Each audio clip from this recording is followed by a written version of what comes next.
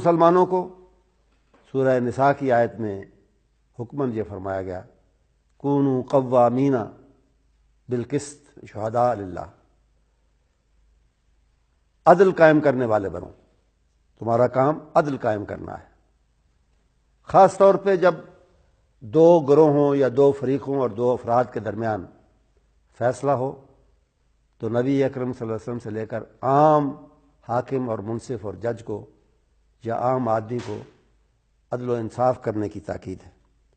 وَإِذَا حَكَمْتُمْ بَيْنَ النَّاسِ أَن تَحْكُمُوا بِالْعَدْلِ، سورہ نساء کی آیت۔ جب لوگوں کے درمیان حکم کرو یعنی فیصلے کرو تو لازم ہے کہ عدل و انصاف کے ساتھ کرو۔ حتیٰ کہ سورہ نساء میں ہی فرمایا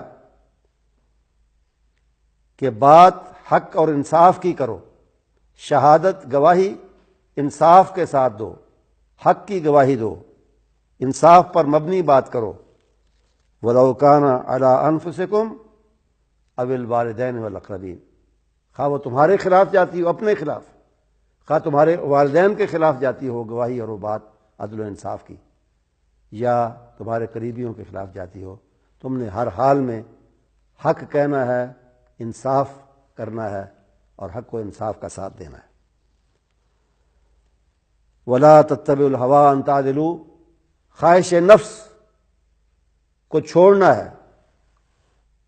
خواہش نفس کی وجہ سے، اپنی ذاتی رغبت اور خواہش کی وجہ سے، یا کسی اپنے کو فائدہ پہنچانے کے لیے عدل و انصاف کو ہاتھ سے نہیں جانے دینا۔ اسی طرح کسی کی دشمنی بھی تمہیں ناحق کرنے پر، نا انصافی کرنے پر آمادہ نہ کرے۔